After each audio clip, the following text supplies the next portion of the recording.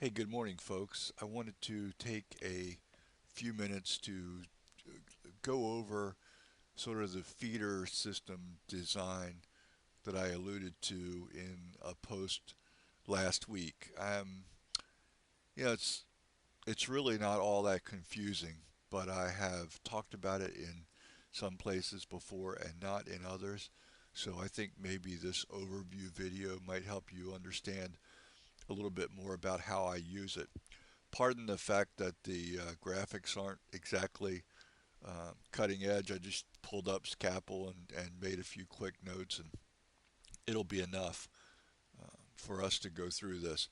So, first of all, a feeder system is anchored by a money site, and I want to go into some detail about what's important with a money site. In my case, my money sites are all monetized passively. So I use a combination of AdSense, Amazon with a tool, with a plugin installed like Zero Bounce, for example, is very effective.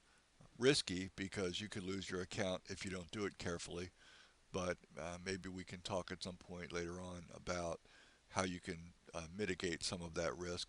And of course, things like CPA offers are pretty useful. Now, you want these things on a money site so that when traffic hits, there's a compelling reason to earn the click.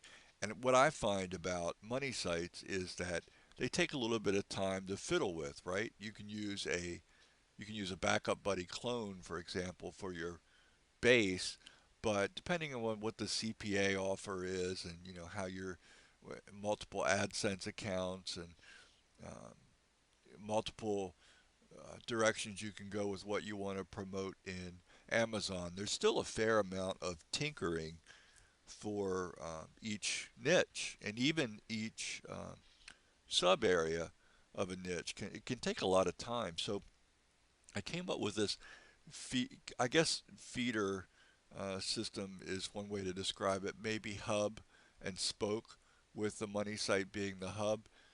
What I do essentially, and to not give away any of my niches, the sort of example that I've used in the past was fruit.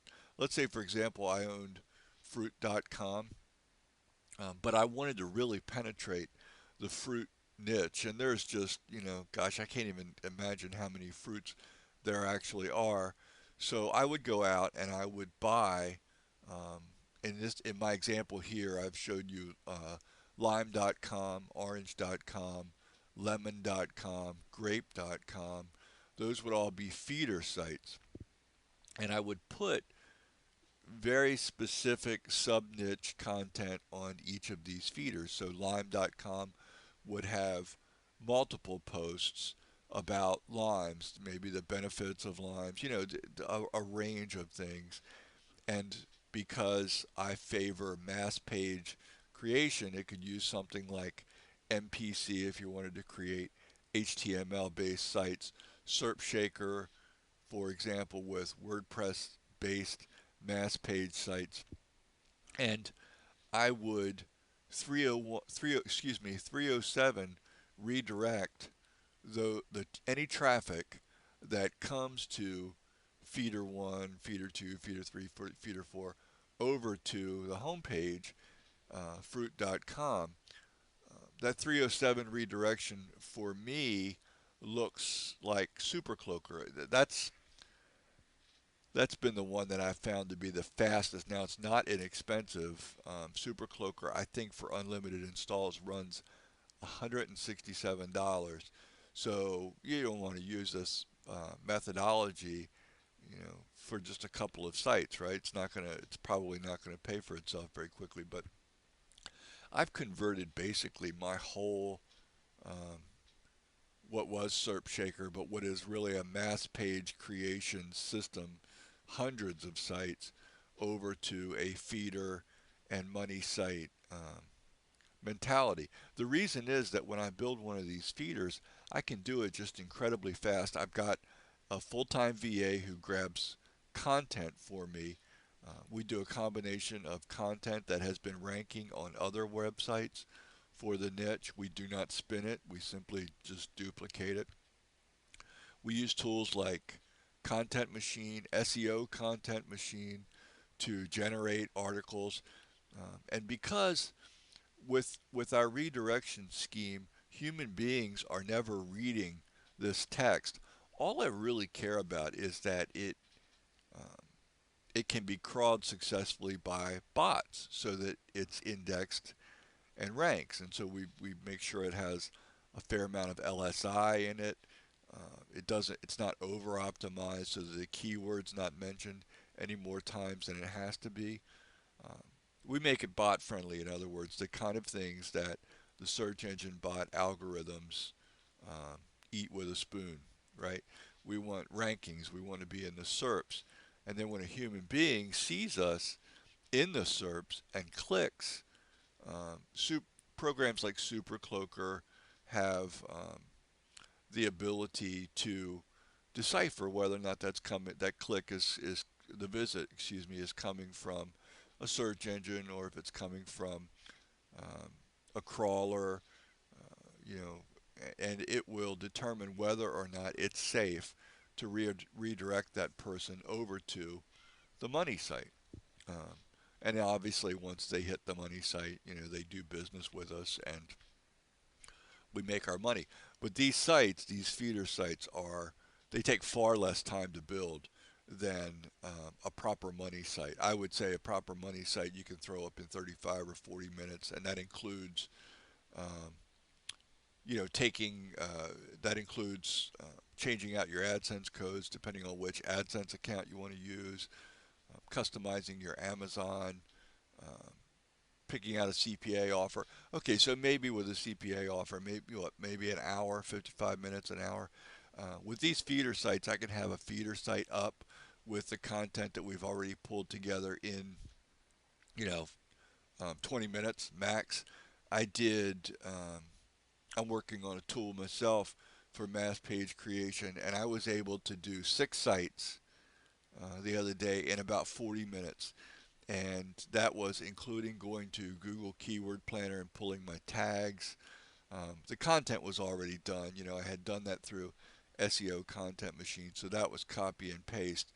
But in 40 minutes, I had about 6 sites done that were somewhere in the range of maybe 320,000 posts on up to about 600,000 posts, uh, done in 40 minutes. And so it's incredibly fast how well you can roll out these feeder sites. So what you need is I use uh, Buso Lightning theme, which you can Google that and it's free.